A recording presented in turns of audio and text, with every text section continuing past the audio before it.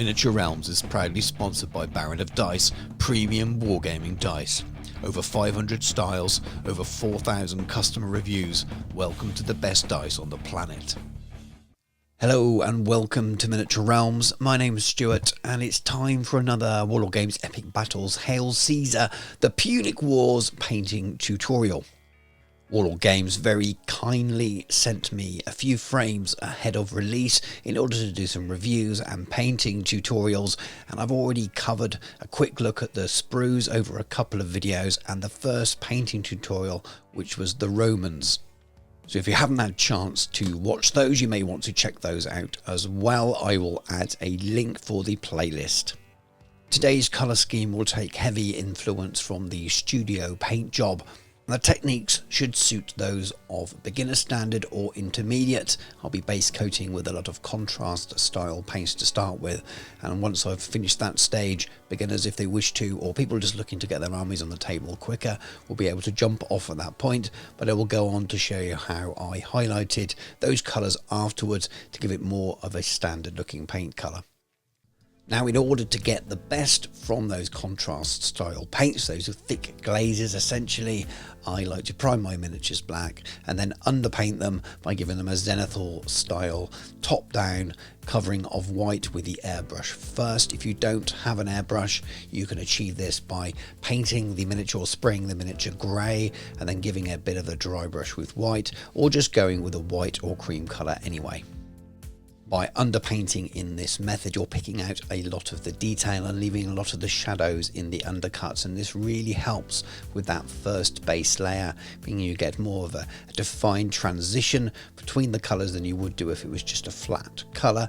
If we look at the elephant now, all underpainted, you can give it a little dusting with a dry brush afterwards as well to really pick out that detail, but when you tilt it underneath, you see that it's a lot darker, and that just really aids the shadows.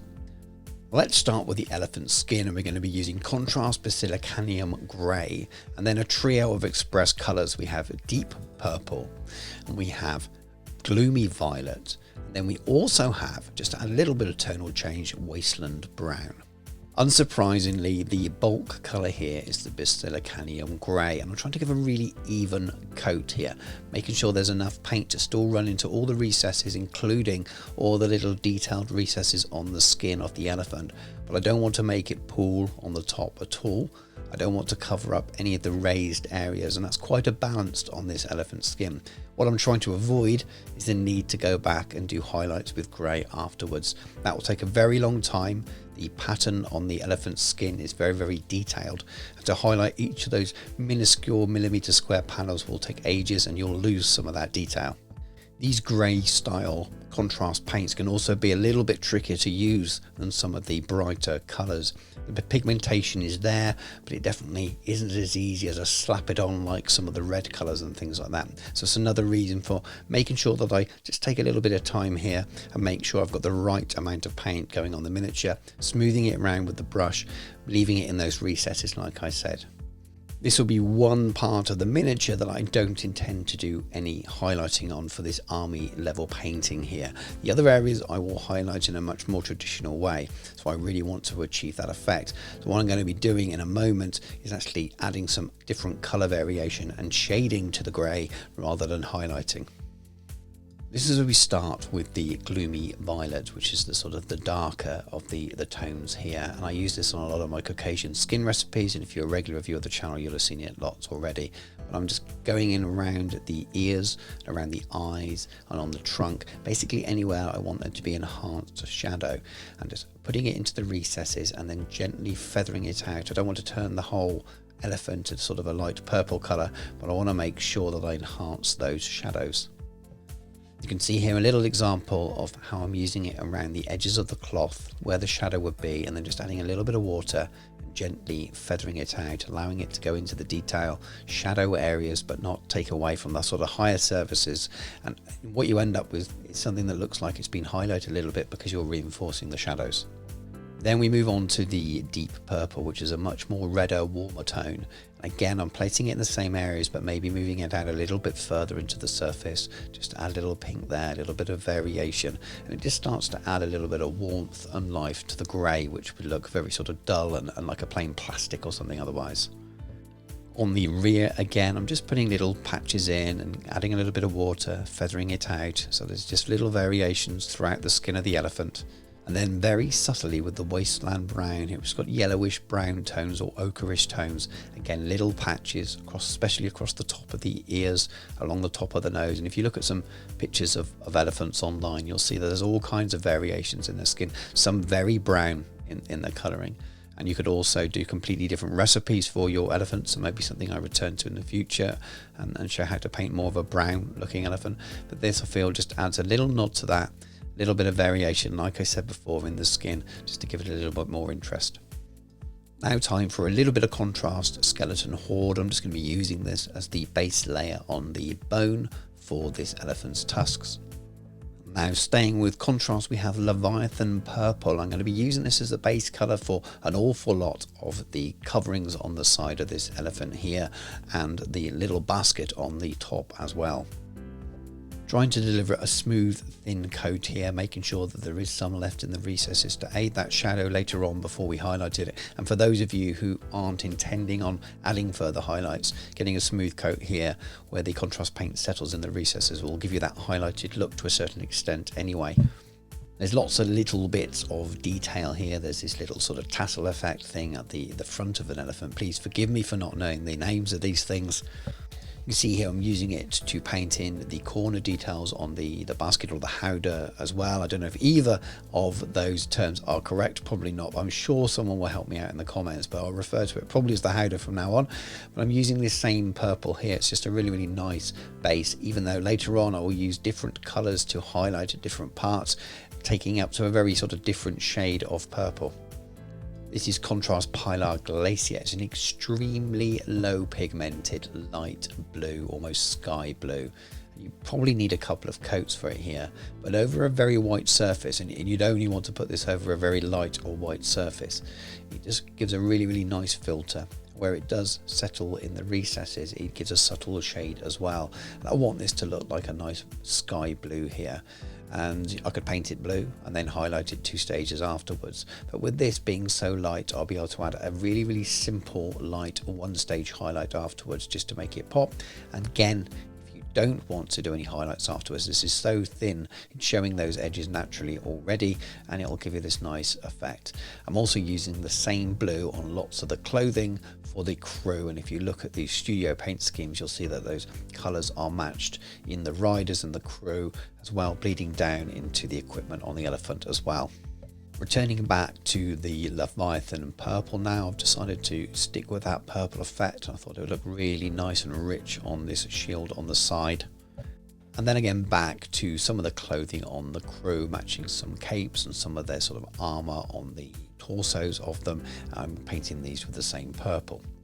Now for some Vallejo Express colour, which is their own kind of speed contrast range. I'm just using dwarf skin as the base layer for all of my skin. It's a very light pigment, so you may well find that if you're not going over quite a bright area, it doesn't cover too well, so you may want to use something else. But if you have a nice white base or a grayscale base that has a dry brush over the top, this works very well. You can always go back and give it a second coat if needed, but if you've got quite bold highlights on the area, they do show through, meaning that you won't really need to go back and do much of a highlight at all, which is when you're painting miniatures of this scale and you're trying to paint so many, that's really handy. Back to Citadel Contrast, and this is Nazdrag Yellow. Now I'm going to be using this on the area here that's holding the howdah onto the elephant. You'll notice in some of the shots I've also painted the covering on the elephant's head, and my original idea was to do the same yellow effect here, but later on I changed it to a metallic colour, so you can ignore that. Now moving on to Contrast Cygor Brown, which is a very deep, dark, rich but red toned brown. I'm using this for all of the weapons, so you're talking bows, the spear shafts and so on. You'll notice that I've painted the crew in place. It's definitely easier to paint them separately, but I also know that lots of people will assemble their miniatures, play games, and then paint them like this. So I like to try and recreate the reality of what a lot of wargamers do and paint them assembled, and it is definitely possible to do that. It's not too difficult with these. Now full scale colour black metal, which is really nice, rich but smooth gunmetal colour. Goes on really well through the airbrush or the hairy brush, but here just a tiny little bit needed. There's a chain on the side of the elephant. We've also got the spearheads as well. Then to highlight that black metal, just a little touch of Game Air Silver. Again, this is designed for the airbrush, but it's such a smooth paint and goes on very nicely with the hairy brush as well.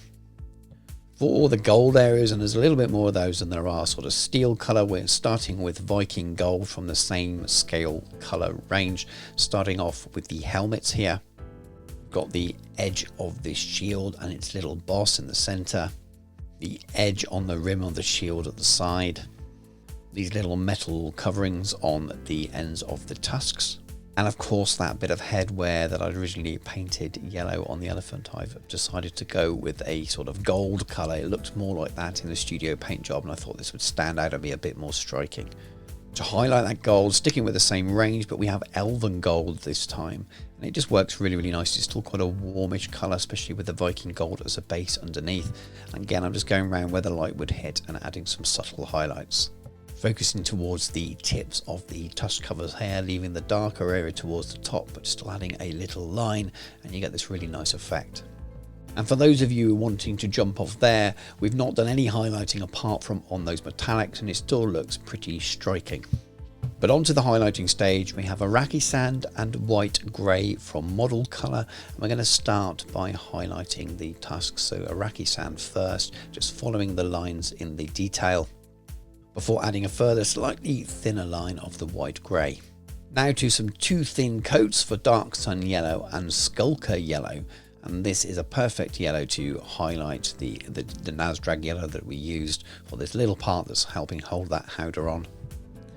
And then again, two thin coats. This is Yellow Flame, which is actually the top highlight in that little triad. I didn't think I'd need it, but after painting the previous two layers, I've decided to go back and just add a little dot here and there to really make it pop.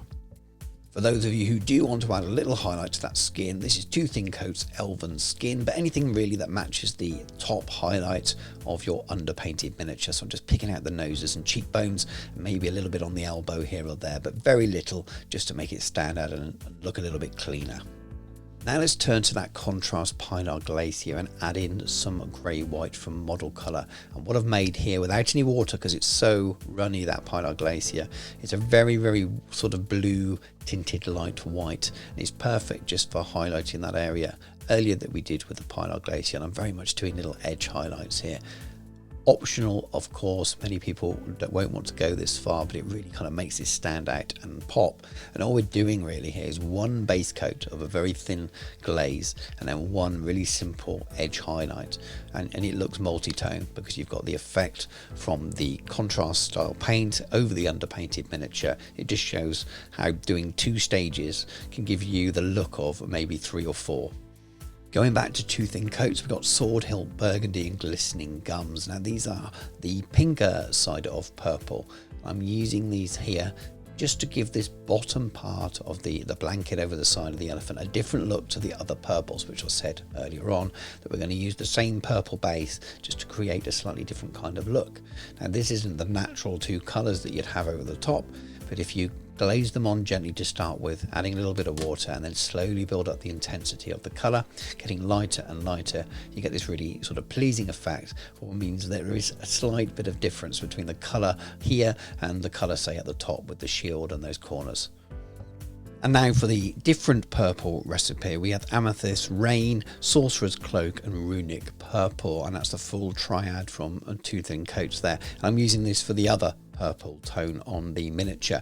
I'm just doing the usual kind of layering highlighting here. So I'm adding a little bit of the amethyst rain to start with, which is almost exactly the same as the finish tone that we had from the Leviathan purple, and then you add a little bit of sorcerer's cloak in and we work towards a top highlight of runic purple. I'm doing a little bit of wet blending on the shield here because I wanted a smoother transition. You don't have to do that, you can use standard layering, but if it goes on a little bit too thick here, you can just go back with a slightly damp brush. I'm just blending it back out again. For the next part, I'm going straight in with edge highlights of Sorcerer's Cloak, which again I will build up to the runic purple for some little highlights. It just makes it pop and stand out. Now that that shield has dried a little bit, I'm just going back and reinforcing that bottom highlight again. You may well say that the light would be at the top. It's a bit of a stylized way of doing highlights sometimes, to do it as if the light was reflecting off the bottom. You do whatever matches your army best, but I quite like the way it turns out. Then also using exactly the same purple triad to highlight all the clothing. And in most cases here, it is very much layering up with the mid and top tones, just a little line here or there in 2 layers.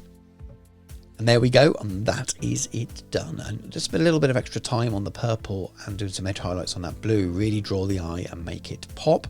That you don't have to do that, as I said earlier on, but it's definitely a quite quick way of getting these armies on the table, but leave them looking pretty striking. And I think you'll agree that when you've got 2 of them on a base like this, when it's nicely based up, they look really, really cool. You can see the alternative scheme that I've done on the other elephant. I won't be covering that in a video, that would be a little bit too much, but I'm happy to answer any questions in the comments. In many ways, I think these can end up being the kind of the flagship miniatures of this range. They're so impressive, they look so cool at this scale. I think people will be buying them to use in different game systems as well. They're just really, really cool. I know John, back those 2 years ago when he was dropping hints about elephants at epic scale, was very excited about having these, and I'm sure they've lived up to his vision of them. And they're just brilliant.